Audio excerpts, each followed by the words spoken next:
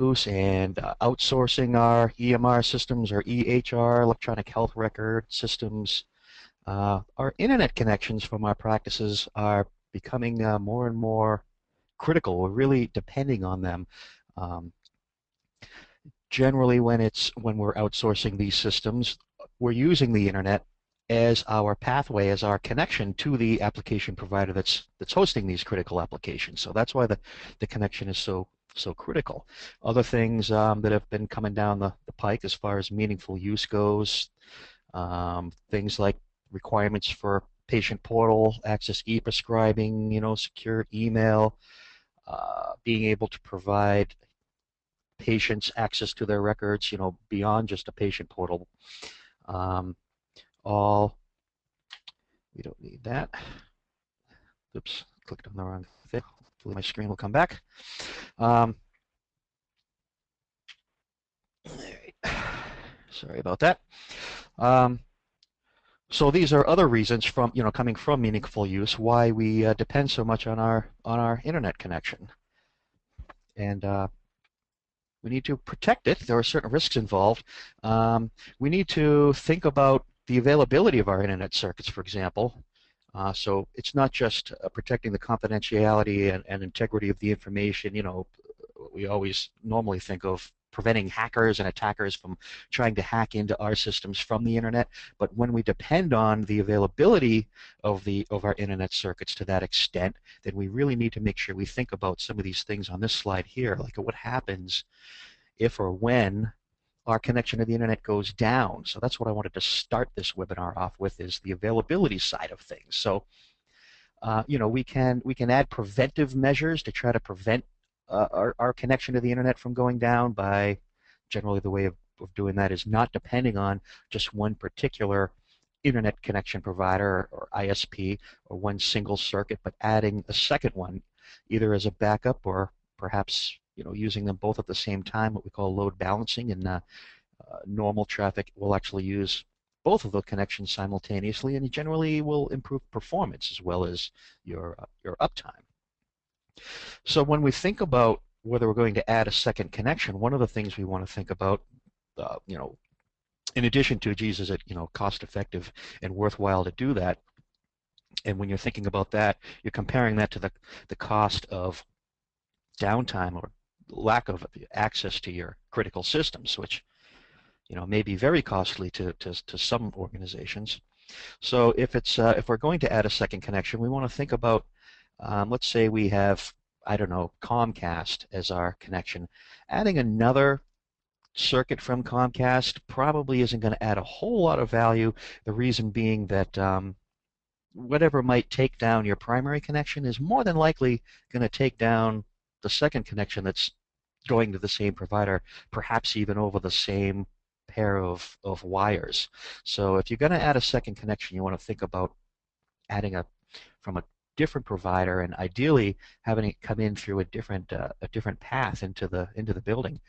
Maybe you've got one, Comcast maybe comes in through a cable network overhead on the poles, and then maybe you've got a connection from Verizon or something coming in on fiber underground. That would be ideal. We've got some of the threats we're talking about here would be like what we like to call a backhoe attack. Generally, underground services getting damaged by construction companies or road work or something that's digging up in the streets. Whereas the overhead wires, you've got weather threats as well. Wind conditions and ice storms and electrical storms and that type of thing. So there are plenty of ways that our internet connections can go down. I'm going to pull up a quick drawing that I did for you here to try to depict what we're talking about a little bit better here. So we're going to use this drawing a couple times during this presentation. So I've got this dotted line here, and the left side of the line is the internet and everything that we have no control over. So we call this the untrusted side of the network. And then on the right-hand side of the dashed line here is our practice, our network. We've got maybe a server here that has ePHI on it, for example. PCs, plenty of PCs on the LAN that have access, perhaps through a VPN connection or something, to a provider that's out here on the internet, this cloud here representing the internet. So in this drawing, this particular mythical practice has two connections to the internet and in a single firewall.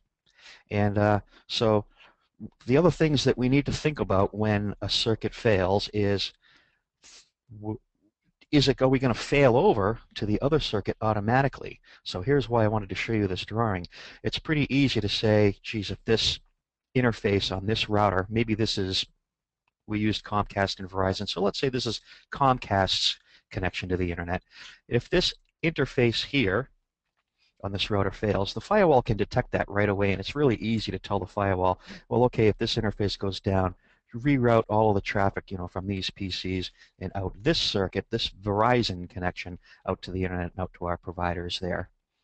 But what's more likely to fail isn't the interface on the side that you can see directly, but maybe something out here. This cloud here is made up of all kinds of routers and things on the internet that we have no control over. So there's more likely to be a failure here that the firewall can't directly detect. So I just point that out because it's a little bit more complicated to really get an effective automatic failover. You may want to talk to your ISPs about things like BGP and that type of thing. Talk to your IT people. It's a little bit too technical to get into in this webinar, but it's something to think about when you're determining whether you want to consider adding a second circuit or not. Switch back to the presentation here.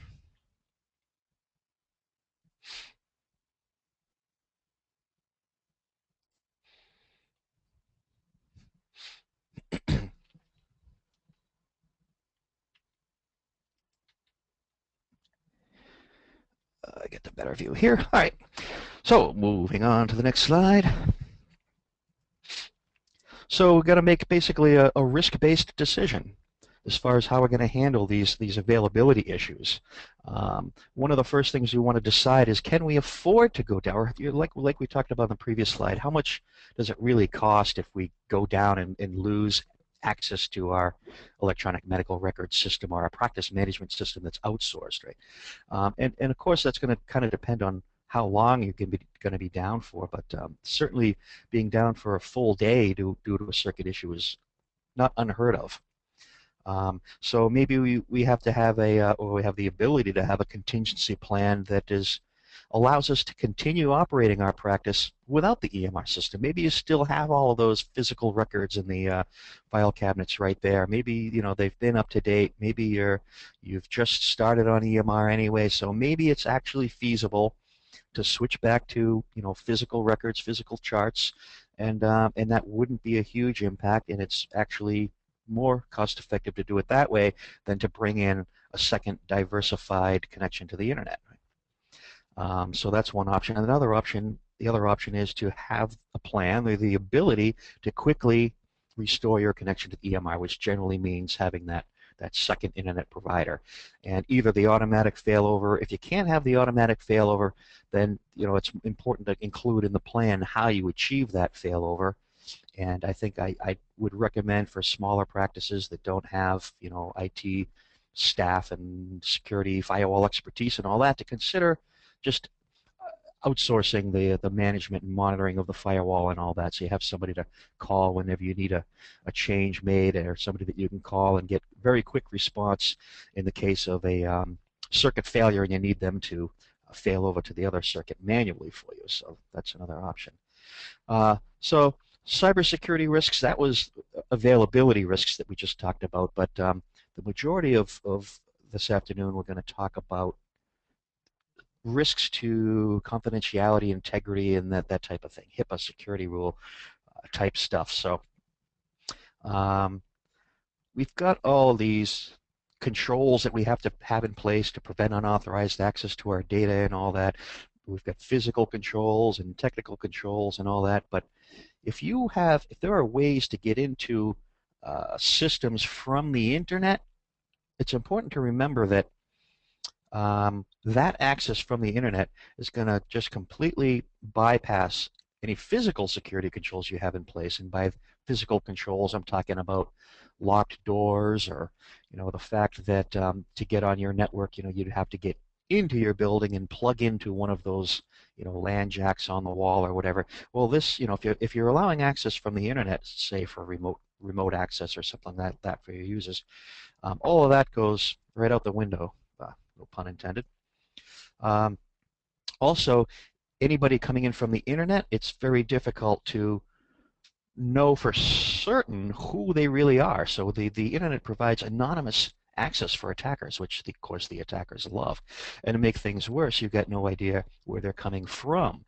So we've got rules and laws and so forth that protect the privacy of our connections and our data and all that that are great within the U.S. But what if the attacker is in Russia or China or some other anywhere around the world? Because as we know, the internet is all around the world. So there's no geopolitical or geographical boundaries from where these attackers may be coming from. But we can manage these risks, by basically doing the right things, and that's what we're going to talk about here. We're going to give you some recommendations for that. So the cybersecurity 10 best practices, I think is what we called this presentation, and I called it that because I kind of stole it, well, borrowed it, from the Office of the National Coordinator for Health IT. They had issued, and this was, I think it's more than a year old now, this document that I read a while ago. It's a cybersecurity guidance document for small practices that they put out. Not very long. You might want to check it out.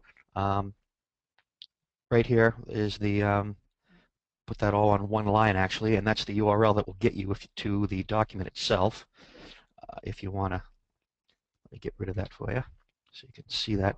If you want to download the document and read it yourself. But we're going to talk about each of the 10 best practices that they recommend in this document. So the first one, and I don't believe they're in any particular order, by the way. If they were, I'm not sure I would totally agree with the order they put them in.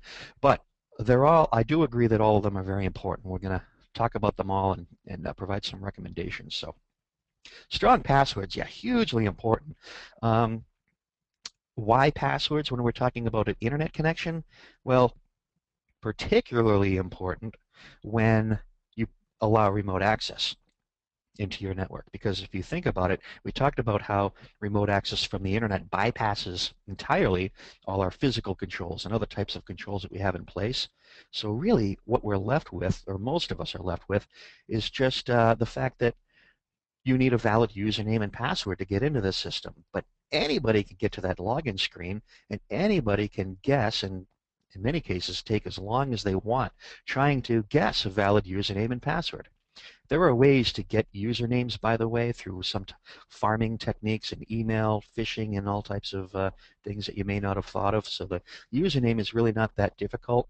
And then there are automated tools to brute force a password. Brute force just trying all hundreds and hundreds of different passwords until you get in. So, and we talked about in some previous tech hours ways to protect passwords, like having, well, of course, strong passwords, but also having limits on the number of failed passwords that the system will allow before it disconnects this session. I think that's a huge one for when you're providing remote access. So, but password policy, very important. Also, the systems on the network that have access to, and I'm going to pull up that my drawing one more time here, lovely Visio drawing, because I put this PC here on our LAN. This is a PC like any other PC on our trusted LAN that has access to EMR. So let's say the EMR system is hosted out here, and I didn't draw the hosting provider here, but the PC goes through the outbound connection through the firewall, out to whichever is the main internet connection, and then out to the provider. But you've got bad guys out here. Here's our evil attacker on the internet.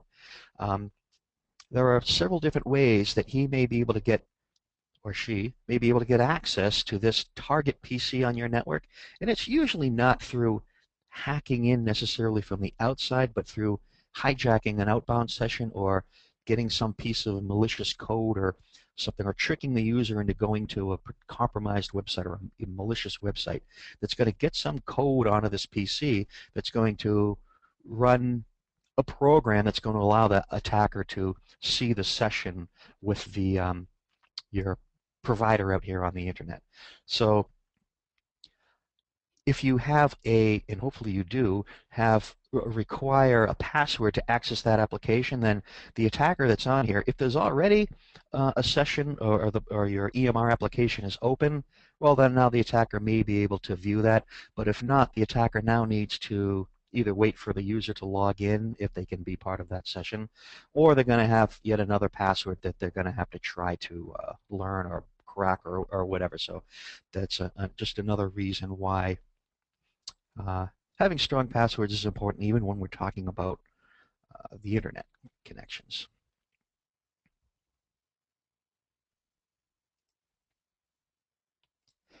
All right, number 2. Come on, here we go. Antivirus, yeah, sure. Everybody's running antivirus software on all of their computers, right? Servers, computers, I hope so. And you should have a policy for that. This is also, required by the HIPAA security rule. So I'd recommend standardizing on a trusted company, whatever you want to use. But make sure that your policy requires that signatures be kept up to date at all the time. Signatures are the things that, let's say, Symantec, McAfee, whomever it is, they're responsible for keeping these up to date. They generally are updated multiple times per week with signatures are what are used to recognize or match traffic to a known virus, which viruses are mutating and changing all the time, and new viruses are coming out all the time. Therefore, signatures are being updated and coming out all the time. And you need to have the latest signatures in order to be protected from the latest attacks and threats and viruses and malicious code and so forth. Also, don't rely 100% on your antivirus software. It's important to train your users to recognize, symptoms of a potential virus attack or infection or outbreak or something. And you're going to hear me mention training users a lot. I think that's a hugely important to keep your users trained. We're going to talk about why a little bit later. And of course, we already said let's make sure it's running on all of the computers. Even if you just have one that isn't protected and that one has access to EMR, well, guess what? We kind of talked about that a few minutes ago also. Many of the firewall or they're sometimes called unified threat management appliances nowadays do more than just firewalling and preventing the bad guys on the internet from coming in from the internet into our network. They can also scan traffic for viruses, and that's sort of another gives us another layer of detecting malicious software besides what's running on our computers. If we're detecting the virus when it gets to our computer, hopefully it's not too late, but if we can detect it at the firewall, at the gateway, then we're detecting it and blocking it, hopefully, before it even gets to the computer. So that's even better. So as you're shopping around or get to the point where you're thinking about upgrading the firewall, well, consider whether you want it to be able to detect and block viruses at the gateway for you. Number 3, well, yeah, use a firewall. I kind of started off the presentation with the firewall because it's really a fundamental control, a fundamental piece of protecting us from or safely adding a connection to the internet for our practice, right? But have a policy for the firewall that not only requires the policy but states what applications or services or technical term the geeks call it ports and protocols and so forth that the firewall allows. What do you need to allow outbound? For example, you're going to want to allow web access, okay, the technical term being HTTP, secure web access. You're going to need to allow DNS in order for web access to work. And there's a list of things that you'll talk to your IT staff about as far as what should be allowed. SMTP, perhaps for email, POP3 if you want to allow your users access to perhaps their personal email accounts and that type of thing. Also consider, as I mentioned earlier, if you don't have the expertise in-house to really properly run the firewall and operate the firewall, consider hiring a company to do that for you remotely.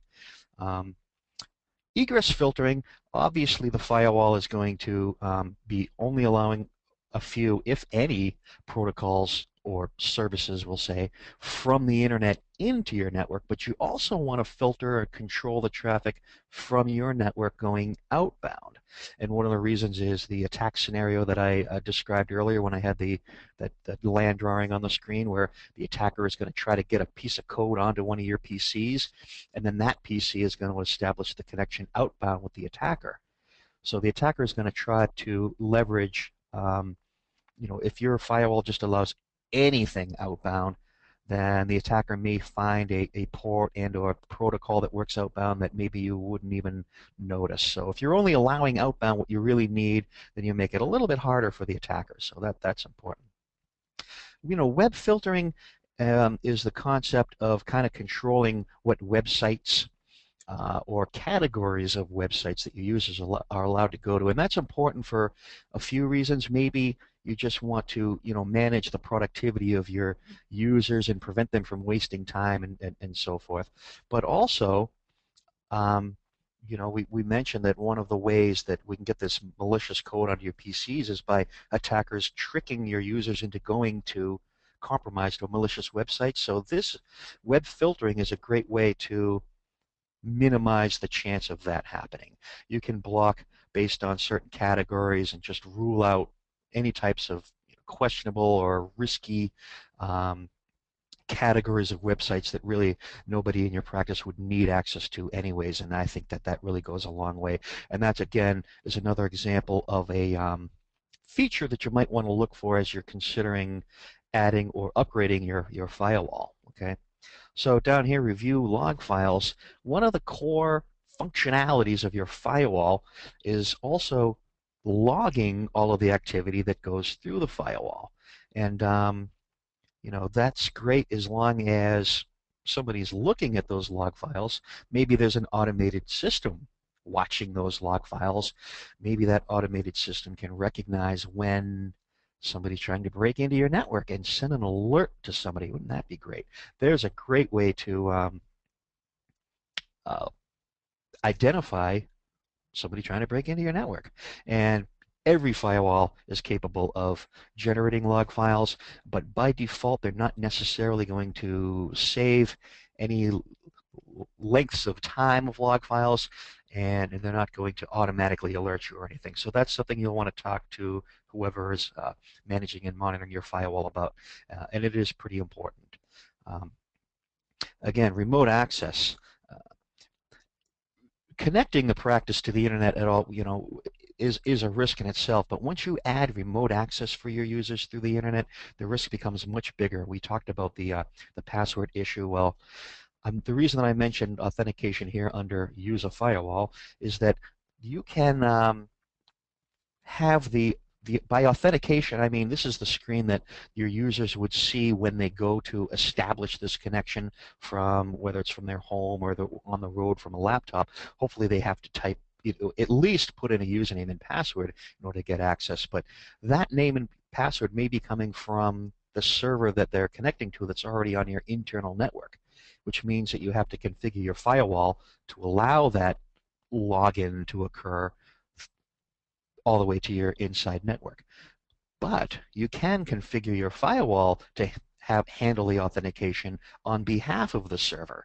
Now, no traffic gets into the internal network unless it's received a correct username and password, and that was handled by the firewall. Again, yet another feature that you might want to consider if you're looking into upgrading your firewall. And the vast majority of firewall vendors, if not all of them, would have this feature available, probably for no additional charge, but would not necessarily be enabled by default. So the ONC's number 4 best practice. This is kind of, well, I don't want to say a no-brainer. Controlling access to PHI. What they're talking about here is what I would call perhaps proper user account management. This is really there are actually a few HIPAA security rule requirements that revolve around this. In a nutshell, it's the concept of authorization and authentication, making sure that users that you are granting access to electronic protected health information. I say PHI here, that's protected health information. Now we're really talking about electronic protected health information, so that's the information in our electronic medical record systems, right? The people that you are granting access to must be authorized. They must have a legitimate business need to access that information.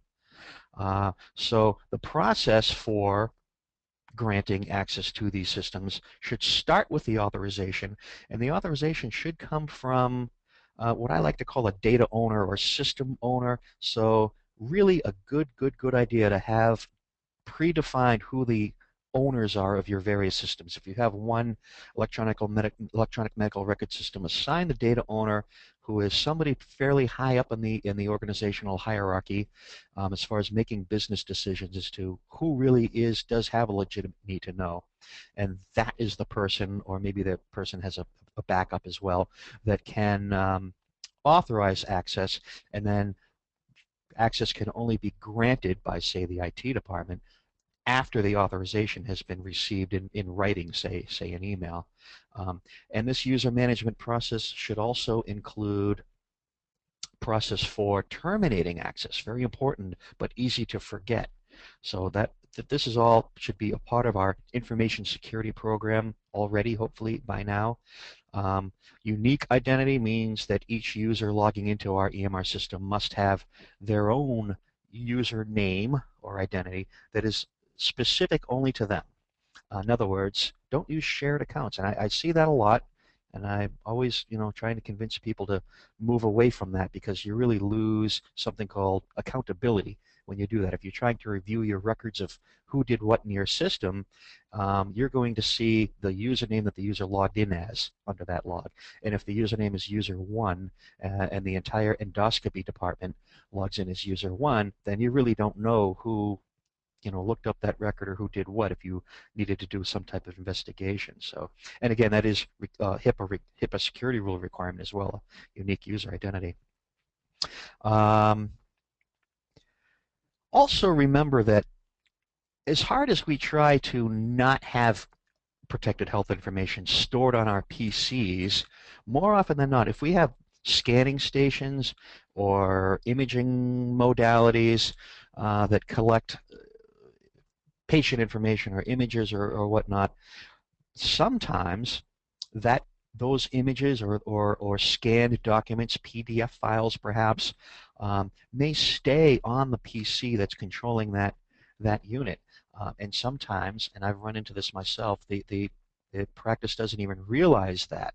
So they'd say, no, we don't have any ePHI, we don't save ePHI to PCs. Everything is done through, Citrix or through our application that's hosted off-site. Well, just remember to look at those scanning stations, and as you're coming up with your controls to control who can access to PHI, remember those scanning stations as well as just the applications. And there are ways that you can control permissions on the folders that save those PDFs. So your IT department can certainly help you out with that. Number 5, well, physical access.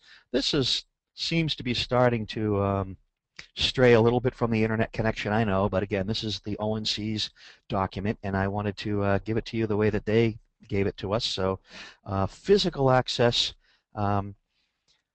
we have a requirement, again, in the HIPAA security rule for workstation use policies, workstation security policies.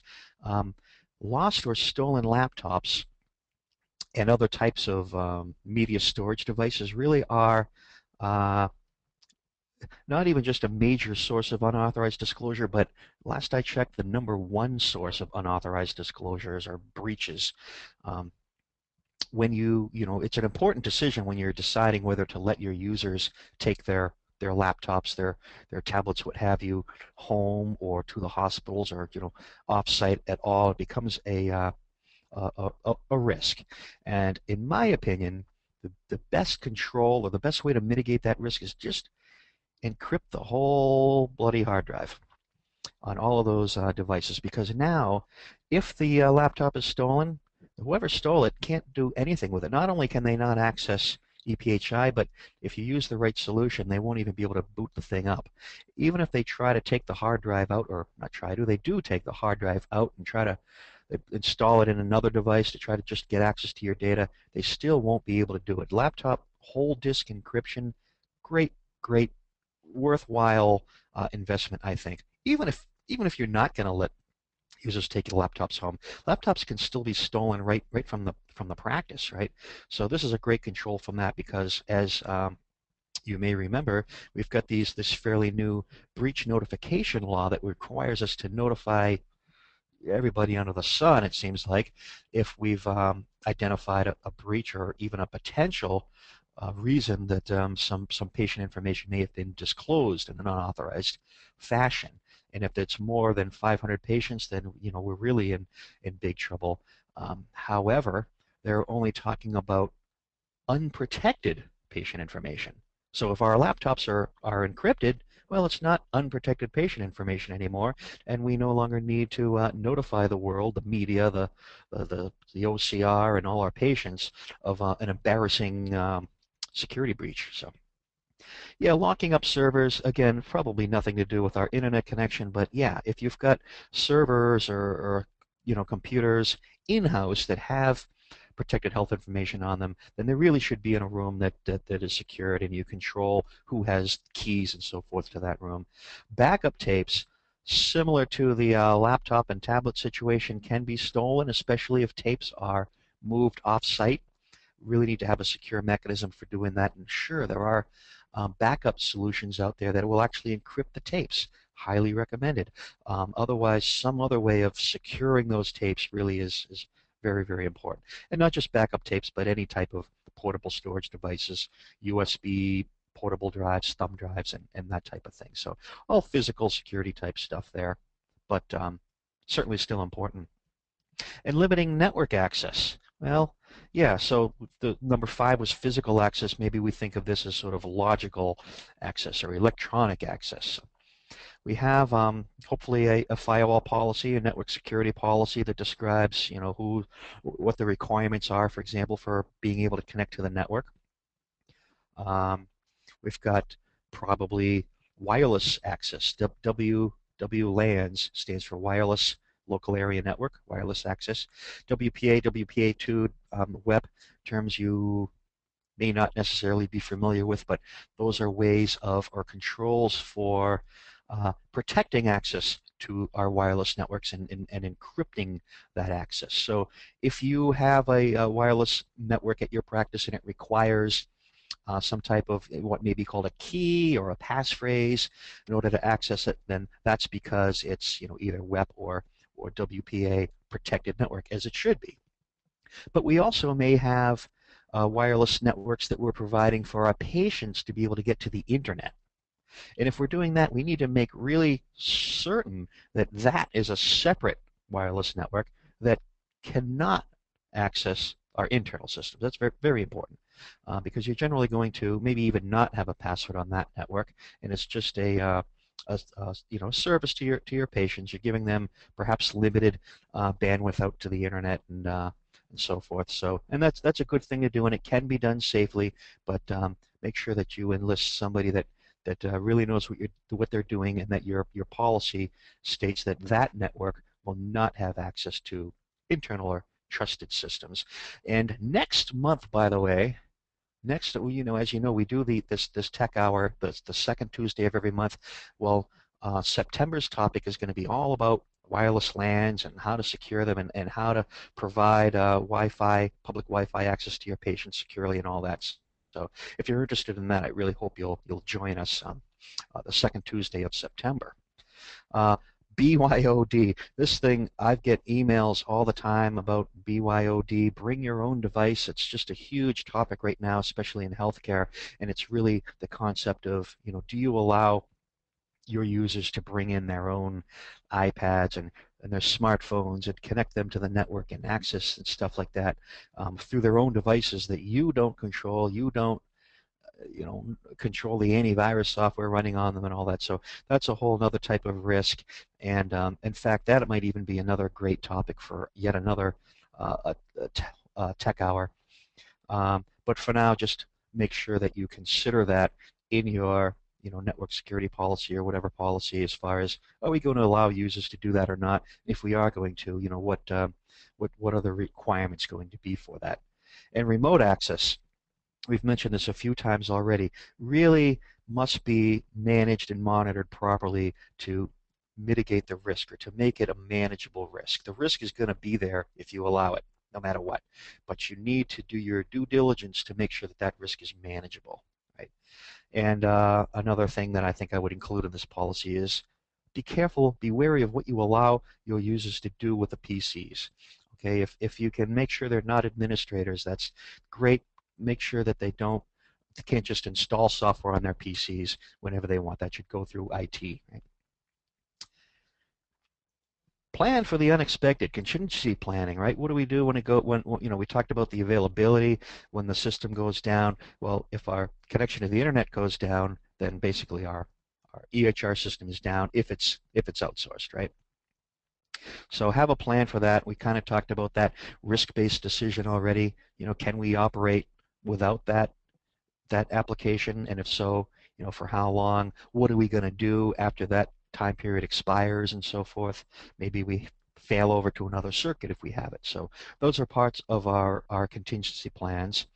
Data backup and recovery plan, not really helping us all that much as far as the internet connection goes, but still important, and it's still, again, the ONC's number 7 cybersecurity best practice.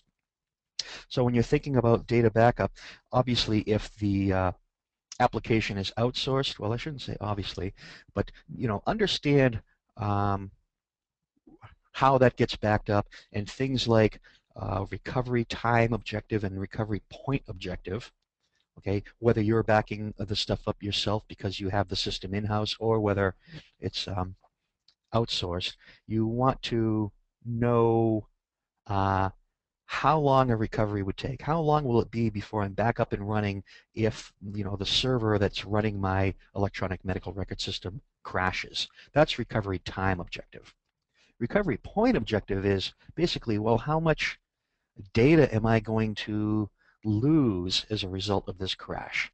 What I mean by that is, let's say your backups run at 8 p.m. or start running at 8 p.m. every night, and it's Thursday. So on Thursday you come into work, and your backup, you have a backup of everything that was done up until 8 p.m. Wednesday. 4 p.m. on Thursday the server crashes. Well, now when you get restored, you're going to be back to 8 p.m. Wednesday. So everything that was done between 8 a.m. and 4 p.m. on Thursday is not recoverable because it was never backed up, and that's what we mean by recovery point objective. And since I brought that up, there are backup solutions out there that don't back up just at a certain time, but actually take periodic, what we call snapshots, or usually called snapshots, periodically, sometimes as frequently as an hour. So if recovery point objective is something that's important to you, then certainly talk to your IT department if your system is in-house, or talk to your provider if it's off-site. And also backup media. If you have a major catastrophe and you're backing up your systems in-house and you're keeping your backup tapes in the server room, well, you may have lost those as well, and then it's kind of game over as far as being able to recover. So probably if you're doing your own backups, you're saving at least a daily or weekly backup copy off-site somewhere. But remember that that way that you transport it off-site, that needs to be done securely, and you want to make sure that nobody can get access to those backup tapes. Right? Same thing if it's being outsourced.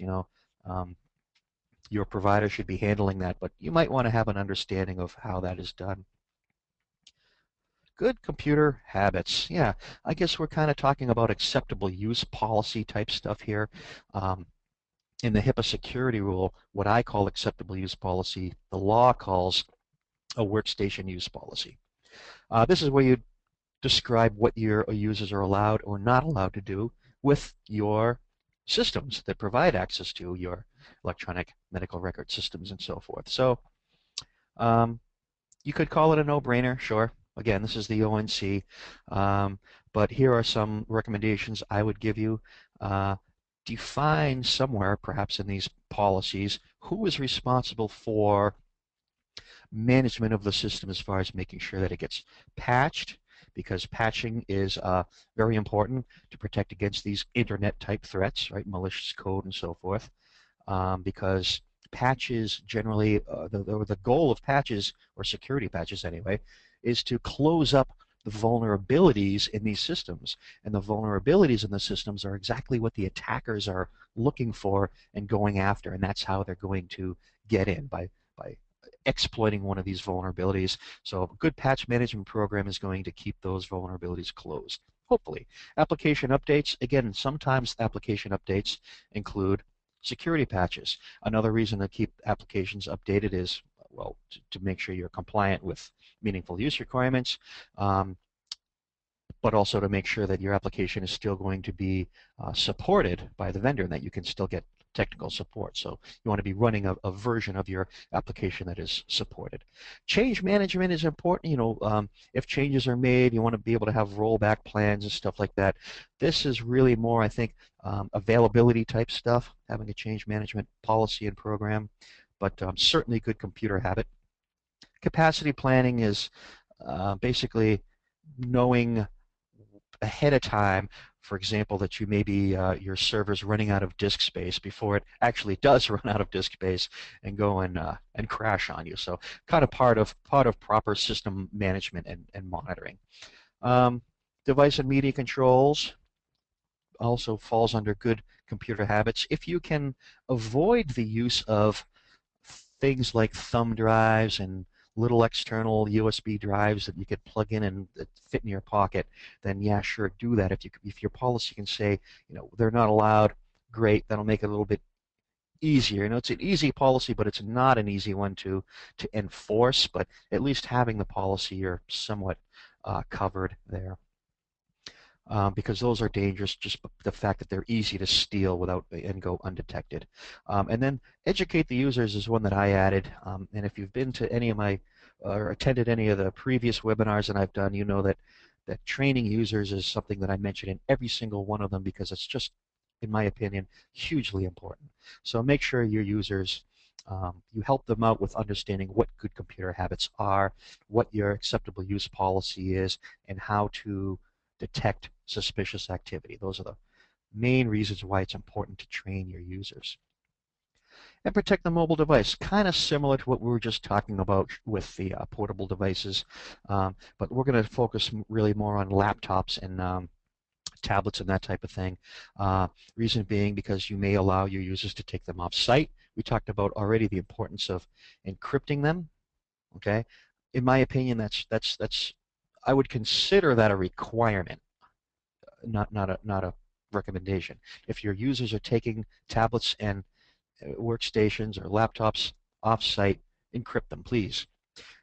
Pre-boot authentication is part of whole disk encryption, where the laptop will not even, let's say it's a Windows laptop, which in most cases it is. In order for, if you've got a whole disk encryption with what's called pre-boot authentication, the laptop won't even boot into Windows until an authorized or a user has put in a username and password, a valid username and password, to get the thing to boot up. And that's what I meant earlier when I said that if somebody steals a laptop that has the full disk encryption, they're not going to be able to do anything with it. And again, even if they pull the hard drive out and put it in something else, that hard drive is not going to boot.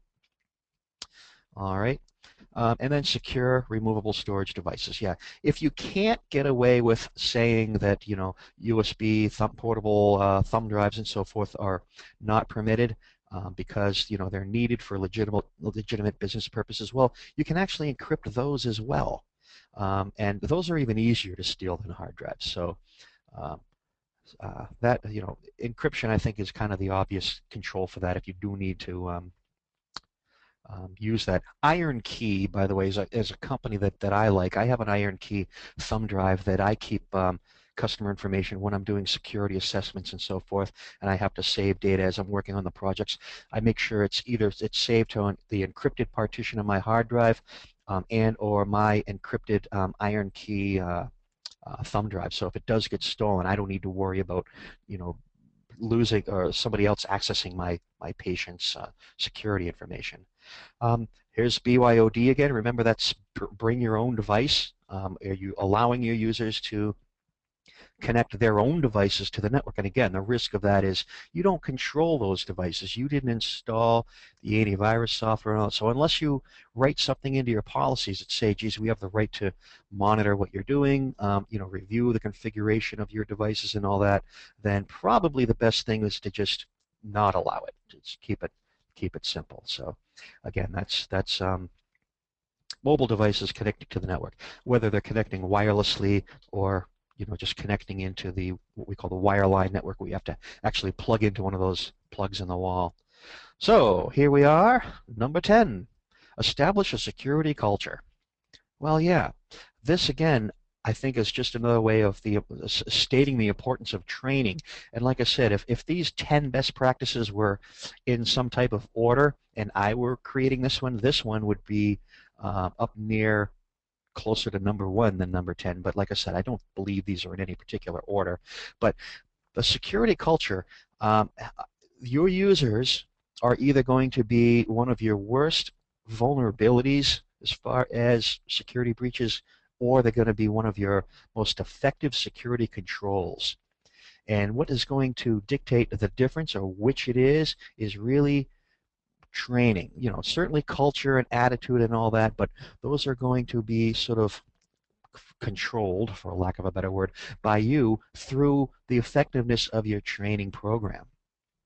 And you don't, you know, by culture, uh, we don't want your users to be complying with, say, your acceptable use policy just because it's your acceptable use policy and it came down from senior management. I think it's much more effective to have your users want to comply because they understand the bad stuff that can happen if they don't comply. Geez, if I do bring my tablet in here from home and it doesn't have any virus on it, and some malicious code gets on here, now my tablet could be used by an attacker on the internet to get access to my patient's information. And I'm a caring person working for this practice, and I don't want my patients to have to go through the pains of identity theft. So I want to do my due diligence to prevent that from happening now that I understand what that is. So that's what an effective training program should do. It should